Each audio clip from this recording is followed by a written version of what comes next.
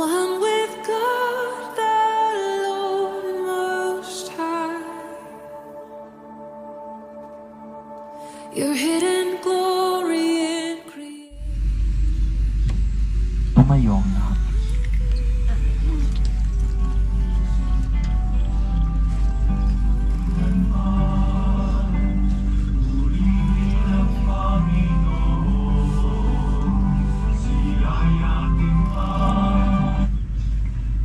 Sa ngalan ng Ama at ng Anak at ng Espiritu Santo.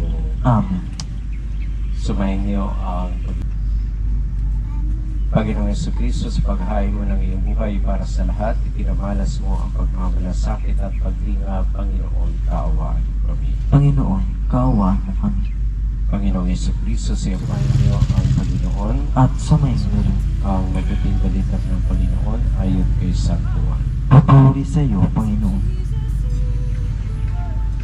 Noong panahong iyon, Yesu Kristo, magsiupo. so tayo nagkakatipon sa araw na ito sa ating pagulita sa isang taon na nakalipas.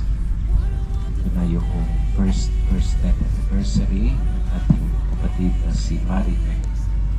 And sometimes, as we remember, minsan nararamdaman pa rin ito, tinpirot pa rin naman. Hindi pa rin naman kinis na nawawala. But then, sa araw na ito ay hindi natin binibigyan ng pagpapahalaga yung isang napaka-importante tanda ng pagmamahal. Kapag mayroong funeral way, it's more on parang private occasion ng family at ng mga kaibigan. Kapag sinasagawa natin yung funeral mass, it's more now a public occasion, wherein it is an act of love of the family para sa minamahal. So sa tuwing inaalala natin yung kanilang anniversary, ay patuloy na pagpapaalala ng ganda ng pagmamahal. One of the greatest sacrifice of showing our love is the sacrifice of the Mass. So ito yung ganda ng patuloy na pagpapahayag ng ating pagmamahal. Na kung saan ay palagi natin binibigyan ng pansining pag-asa.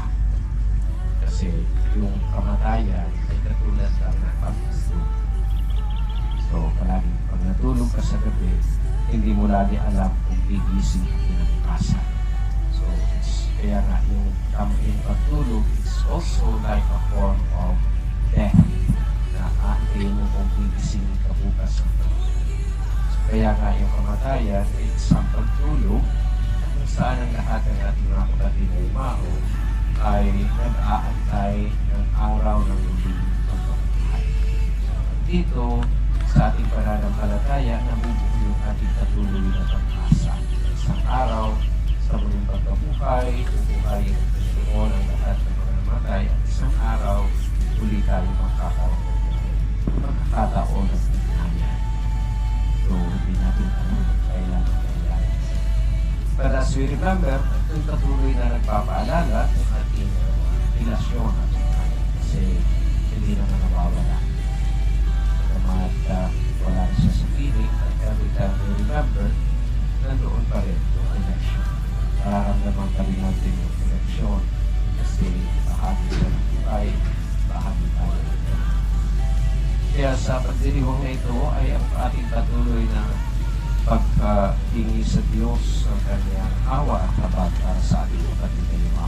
So it's been a year, so natin alam sa dami ng ating pagkalala at panalangin, maybe baka malapit na siya doon sa pintuan. So kasi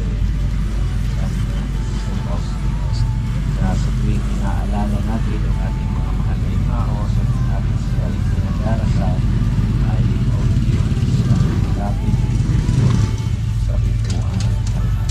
So kasi nga tayo na tayo na tayo dito. Diretso pa tayo lahat sa langit. It always depends on our life sa mundo o diretso sa impyerno o sa mundo. Na kung saan sa mundo ang mga kaluluwa ay kailangan ng panalangin kahit na iwas. Yung ating panalangin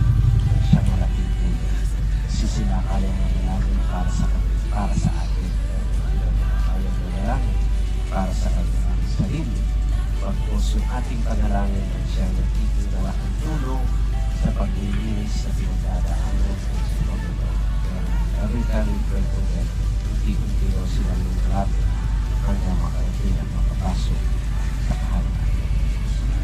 Kaya itong ating ginagawa is one of the greatest form of act of love para sa ating mga mahal na tao.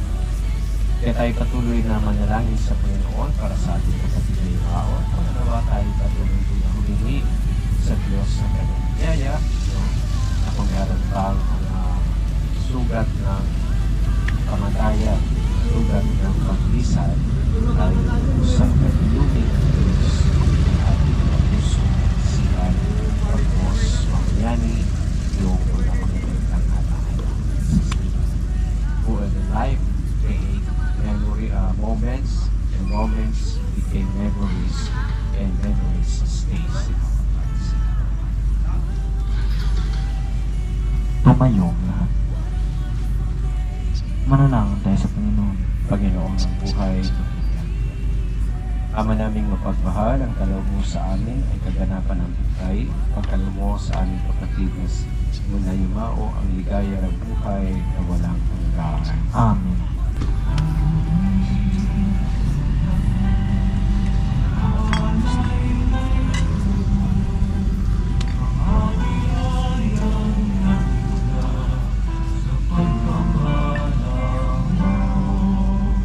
Ama naming lumikha, ipadama mong ikaw ay kapiling namin sa aming pagdalangin para kay Maribek na yung pinag-uukulan namin ng taunang pagulita ang kanyang pagpanaw. Upang ang paghahain namin ng papuri sa ikapagpapatawad ng kasalanan ay magpagindapat na siya'y makatambal ng iyong mga banal sa pamagitan ng Yesu Kristo kasama ng Espiritu Santo magpa sa walang hanggan. Amen. Ang Ama na.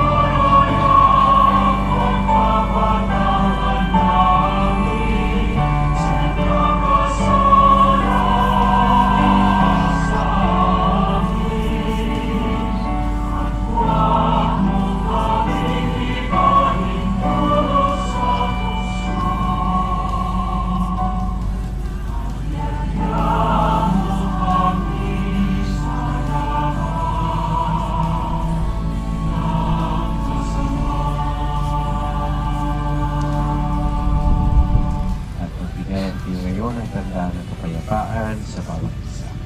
Review.